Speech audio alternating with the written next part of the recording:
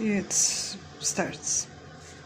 So, as I said, I don't know much about the community, the LGBTQ, and I wanted to ask you about that, to explain me a little bit how is your identity, what it means for you to belong to this group, and also I wanted to ask you about the performance and what I see as a sexualized part of it, of the little performance with the egg, with the tongue, of the panties, and so on, and how much sexuality is important in your for your identity. Well, I would say that that currently we are often dealing with the problem of censoring yourself because of the belief other people have, what is wrong and what is right, and it shouldn't be very much of a big deal what style of clothing or general appearance you decide to take on as your identity. You definitely should not be victimized and... Yes, but this we know. If you can just tell us about the community to me, because I am totally ignorant, let's say. I don't know much. What it actually means, the LGBTQ, what it means, the abbreviation, and what it means for you. Who are you in this group? Why are you in this group? So here we are talking about lesbian, gay, bisexual, transgender, and queer, plus which abbreviates for non-binary and any other gender or sexually related interests. And this is non-heterosexual.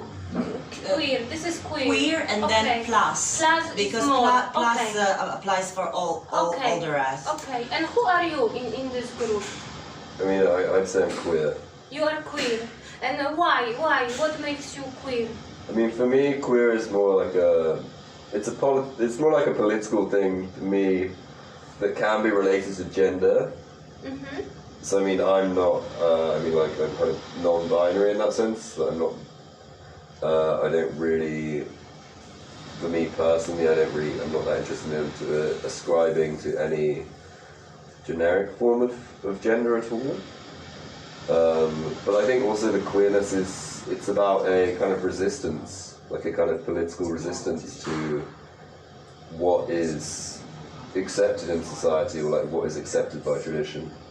And I think to me the essence of queerness is that you're like pushing and you're challenging people's rights and people's acceptance.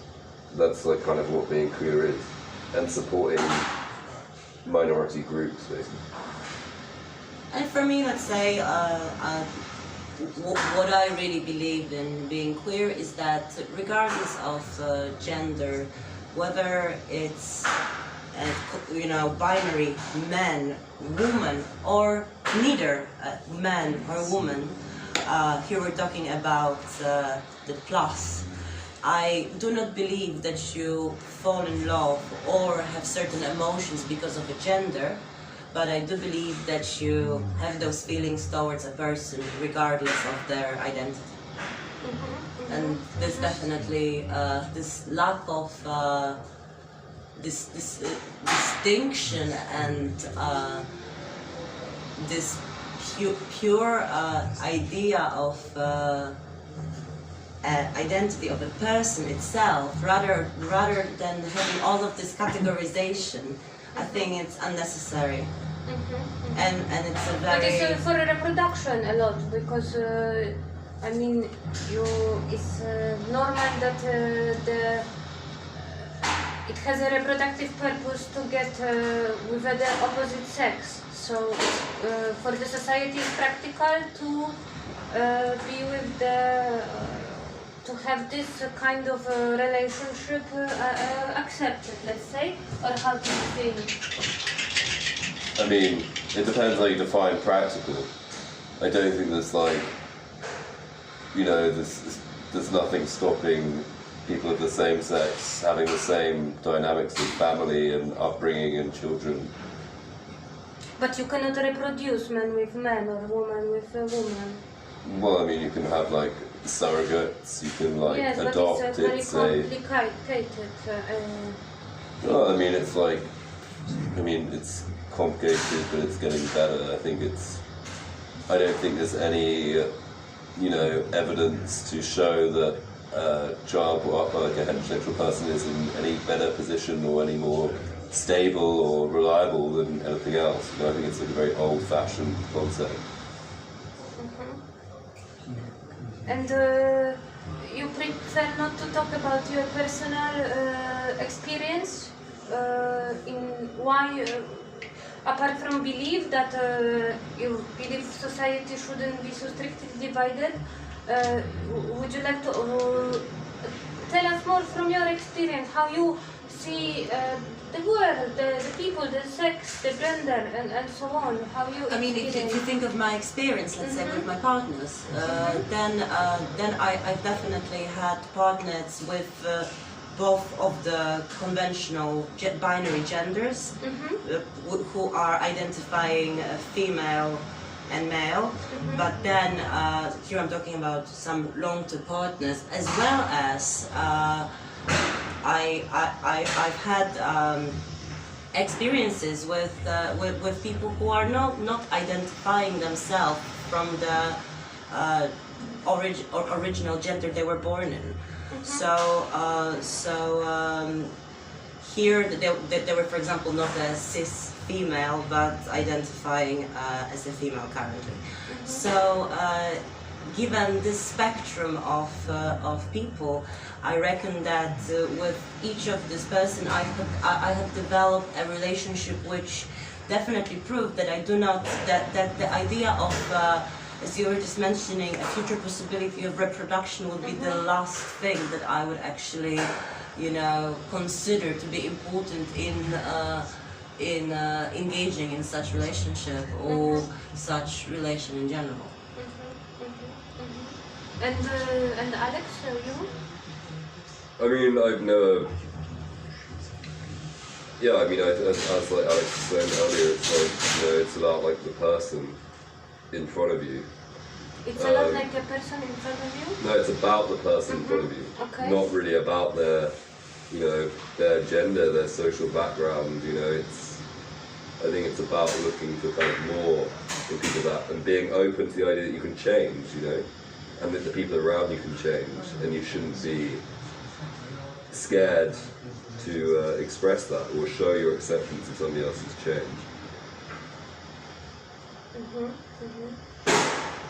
Excuse me, I have to ask about this noise.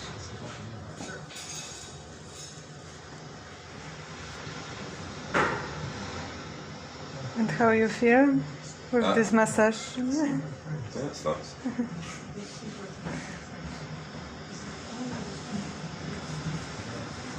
Okay. And maybe just to finish, when in your life you started feeling this urge to express your person, or when you started experiencing that the queerness. Yes. I suppose like for me quite young, maybe like 14, 15. Yeah, I think my older sister is like a queer person and exposed me to these ideas of expression quite early on. So yeah, I think definitely in terms of female, male, like binaries, I was interested in exploring like different ways of understanding them, or like what I felt comfortable in. So it was, you didn't have to overcome problems, it was already accepted in your family? I mean, it's not accepted in my family. No. Ah, okay. I mean, by my father, but by my sister, yes. By the generation I was in when I was 14, 15, no, not really. And there was there is still a lack of trust with people in my family or that community, but it was never on the same level at all as the way people are growing up in Poland at the moment. So in that way I was quite privileged.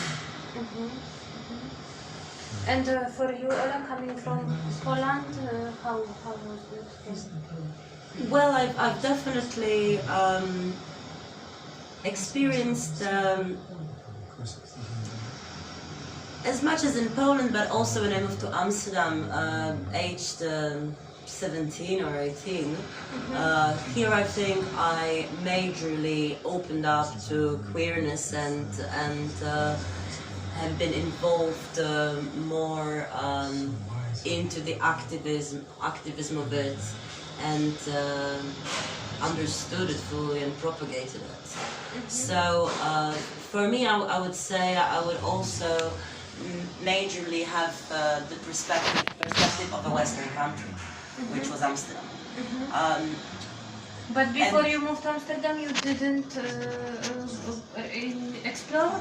Oh no, I did, but I did it for sure. It's just that I would say even that it was so not happening here. There was so little community and so little queer events or so on, queer presence, that it was a lot less likely to. But how did it see happen that you defined yourself as queer, still being in Poland?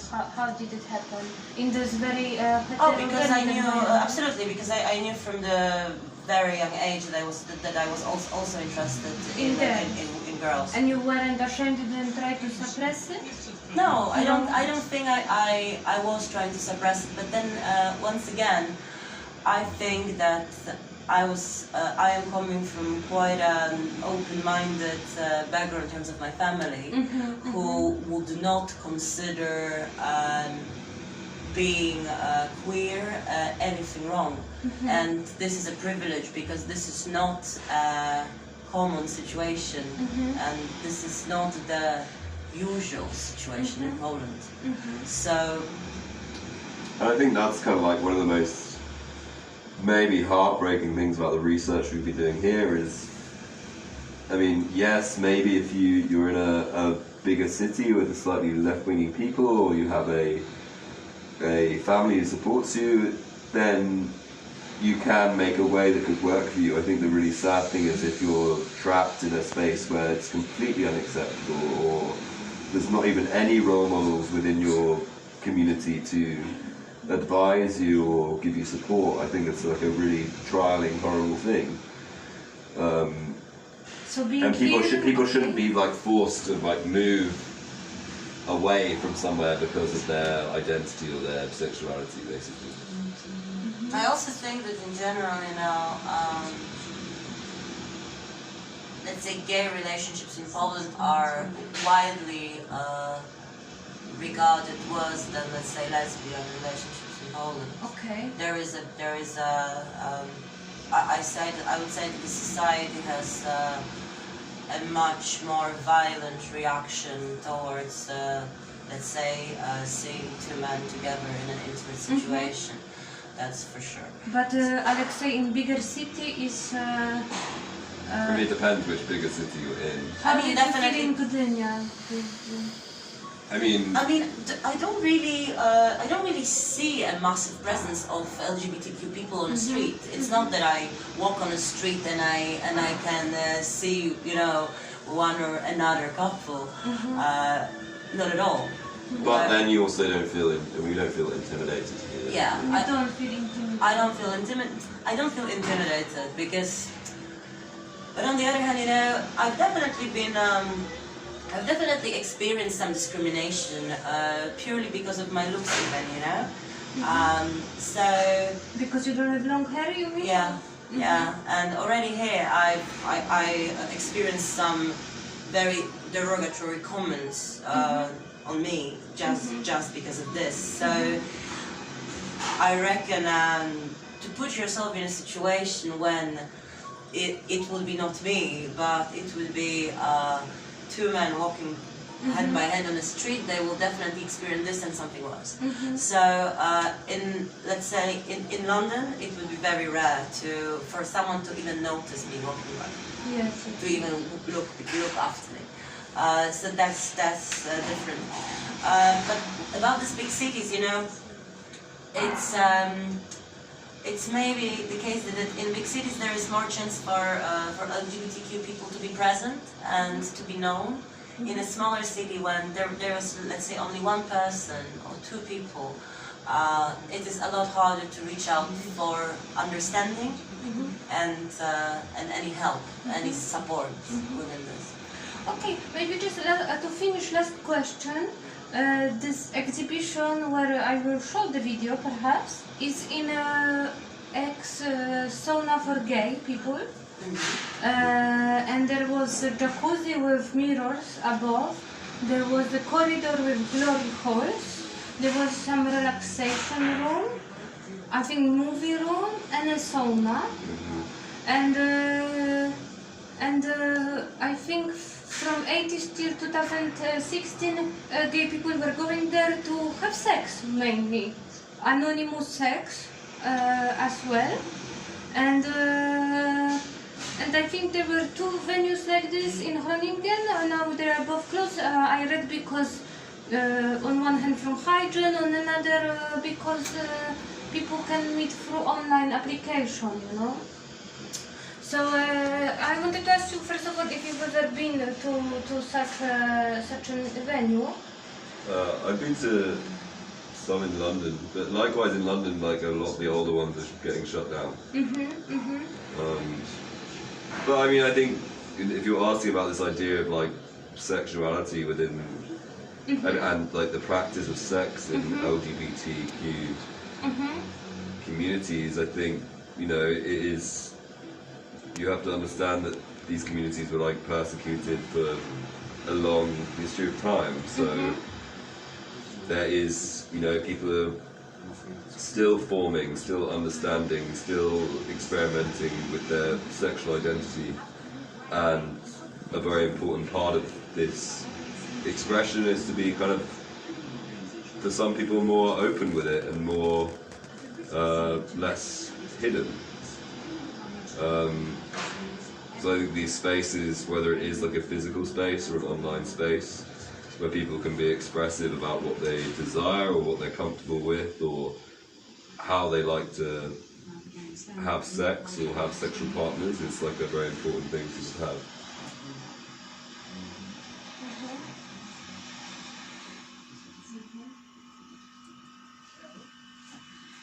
Okay, just maybe last thing, because you talk a lot about love and also long-term relationship, and I think what people think of when they think LGBTQ is this anonymous sex, strange sexual behavior, maybe they are afraid of. I wanted to ask you just about this. How is it? I think in general, we're again talking about a lot of situations that people just assume very much, and Rather than really knowing. yeah, I think that there is a lot of a general misconception. But about that. there is more, let's say, openness and freedom in the queer community. I mean, just the glory hall, for example, where you can have anonymous sex with an unknown partner, for example. I mean, I think there's like, if you're going to talk like this, there's like a, you know, even within heterosexual communities, there is a lot of like open, frivolous sex in a different way. I think a lot of the like propaganda, especially in countries that are persecuting LGBTQ communities, are using this language that they are irresponsibly like having sex with random people and spreading disease. It's like a very right-wing kind of political propaganda against those communities. And also very like it's also like a very old-fashioned thing about. I mean, I think they'd even desire like heterosexual sex to be behind closed doors with a married couple. So I think it's a problem that affects the LGBTQ community, but it's also like a general society issue around sex and censorship and family and like About sex being procreation. taboo very much, and this being considered the right thing to do. You know, like nobody can stay till the end that sex can be done in just this one particular manner, and this is the only right way to do it. So, and Has also, to be like a consent and like comfort thing, you know. So your statement is that sex should be free, and we shouldn't be restricted in the way we do it, with who we do it. I'm saying that you should choose for yourself what We are what very you. open creatures. I mean, I would say you are choosing for yourself what you are comfortable and what makes you happy. So you can pose your boundaries yourself, but they should not be imposed on you through any government or society, because that's then just. Or even community as well, you know. Or You shouldn't be even imposed community. by other people in your community of how to have sex. And if you are feeling, if you would like to have open sex, there's nothing wrong about it. If you want to have a consensual, I mean, it should be always consensual. That's the first thing. But if you want to have closed sex just with one partner, it's just up to you, you know. And I don't think that I am able to answer what is right and what is wrong, because it depends on every individual. Okay. Thank you very much for this interview and for your time.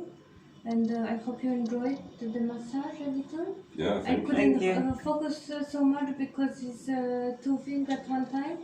And that was nice, thanks. Just what my back needed. and that's good. But after hard work, you could relax a bit. And you are welcome to Beati Beauty anytime in future. Thank you. If you can advertise it abroad, you know, Yeah. that would be nice. And good luck with taking exhibition down on your way back home. And Thank you. thank you for your thank presence here. Thank you so much. Absolutely. Thank you. Thank you. Thank you. Thank you. Thank you, Claudia, for the filming. Yeah, thanks. I imagine you are boiling with the jacket. Yes, I just forgot about my I can jacket. put cold breeze on you. It's okay. Right. Well, we have to go and Yes, do some more work on the exhibition. yes, I have to put my baby to sleep. Right, good.